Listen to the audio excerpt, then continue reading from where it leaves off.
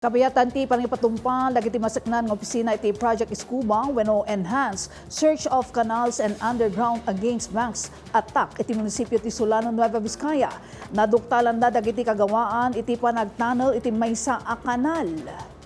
Iti operasyon ti Solano Police Station ken Municipal Engineering Office natakwatan na iti maysa kanal ti maatap nga aktibidad dagiti sanpay an bigbig nga individual nga agpangpanggep amang abot iti sabali pay atalel nga agturong iti disto ti pawnshop. Nakita da dagiti nakalamang a kagawaan iti posible a panagminas kas iti maysa a hydraulic jack, long nose pliers, steel saw, crowbar, metal tube, innem a pidaso ti kayo ken tallo a sako.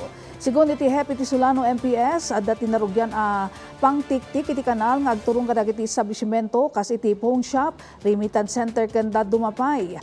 Manarimaan ti investigasyon ti pulisya tapno mamuan ti kinasyasino dagiti suspect. Gapu ti dayta mangisaysengkat ti Solano MPS iti mobile patrolling ken inspection kadagiti sewage, drainage canal ken business establishment.